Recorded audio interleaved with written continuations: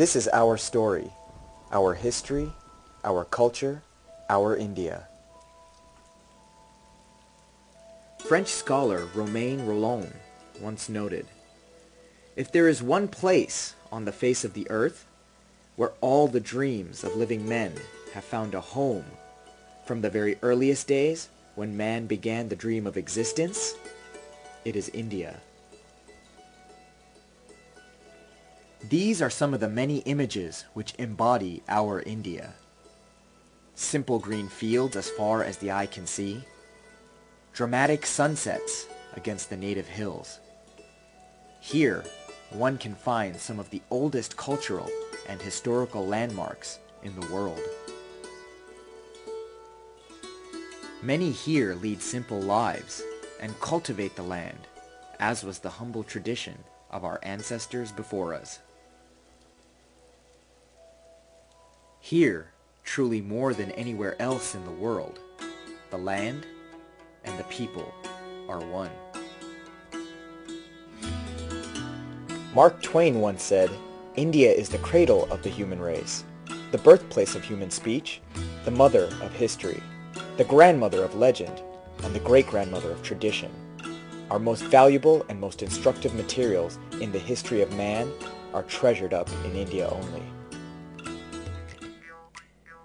From our iconic actors to the historical and cultural stories portrayed, the cinemas of the past helped entertain all walks of life, rich, poor, young, and old.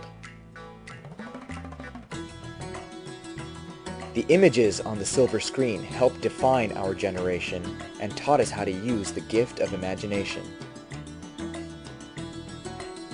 We have come a long way in light of everyday advances in technology.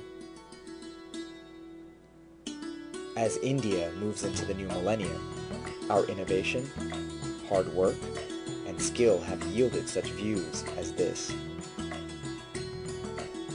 From stunning architecture to beautiful ocean views, to bustling centers of industry and commerce, India has equaled its Western counterparts in modern times.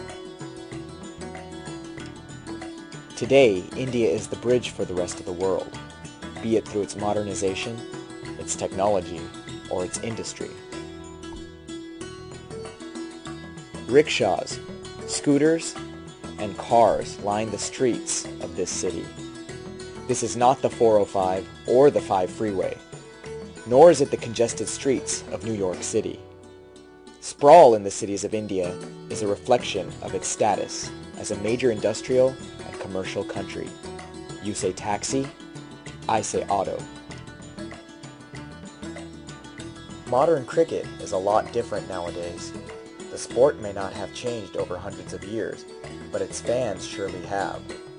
From the pitch to the beach, and even in front of the Mahatma, cricket and its culture have changed the face of India in world athletic competition. Today, you can get out of temple services and sign up for cellular services. Need an eye exam? The fancy Japanese computer can do it for you. From bullock cart to rickshaw, ambassador to Tata Sumo. Old to new, India has a place for all. Need a place to park your cow? We can valet it for you. Old lives with new, modernity next to antiquity, and traditional with contemporary.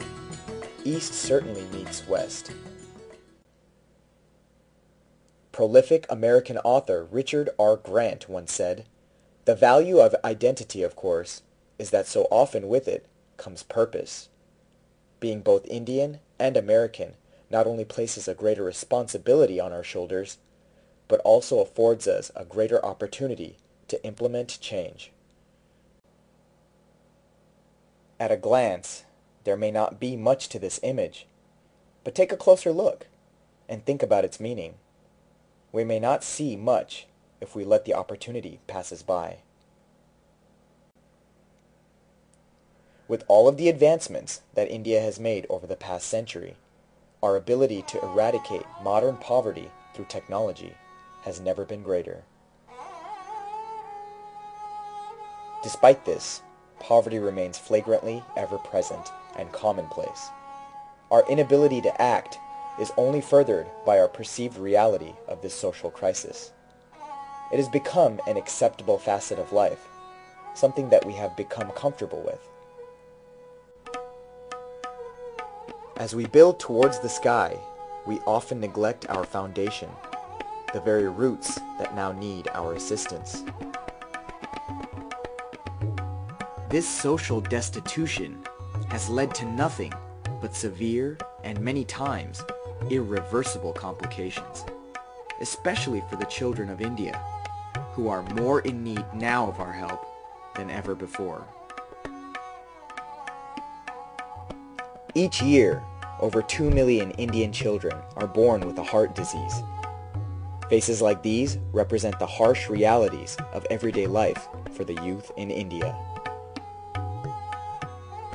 Without any treatment, 80% of these kids will surely die. In Andhra Pradesh alone, there are 6,000 children at this moment in time who are waiting for a life-saving heart surgery. The Cure a Little Heart and Hrudaya foundations are committed to doing as much as possible to ensure a better quality of life for their future so that they too can one day appreciate the beauty and rich culture of their land. Without any intervention, the situation will worsen. In 1994, South African photographer Kevin Carter took this harrowing image of a starving Sudanese child in search of aid while shadowed by an earnest vulture in search of a meal. 2 months after winning the Pulitzer Prize for this work, and haunted by his lack of action, Kevin Carter took his own life. In his last words, Carter wrote, "I'm sorry. The pain of life overrides the joy to the point that joy does not exist. The lens of a camera is detached. From it we derive meaning. Our emotions tell us that only our intervention is the solution to the ongoing crisis that we are seeing. We are not doomed to repeat the mistakes of the past." George Washington once said, "We ought not look back unless it is to derive useful lessons from past errors, and for the purpose of benefiting from learned experiences." Looking back at a passing scene can uncover a larger significance. The meaning in a cloudy day can be obscured by our own perceptions. What do you see now? I see a little heart that has fallen away, threatened to be enveloped by its surroundings. And I see a big heart with the potential to aid and protect this little heart. The little heart is in need of the big heart, now more than ever. I see a generation of young Indians who need and deserve a chance to become something, to learn, to grow, and eventually to lead. It is our responsibility now to ensure that the seeds of India bloom to their fullest. We now have before ourselves an incredible opportunity to make an important change. Some of you may ask yourselves, what can I do? As Mahatma Gandhi once said, you must be the change in the world that you wish to see. Today more than ever, every single one of us can donate our time, skills, resources, talents, and most importantly, our collective will to make sure that our goals are accomplished. Together we can start the change. Together we can lead the change. Together we can be the change. And I will try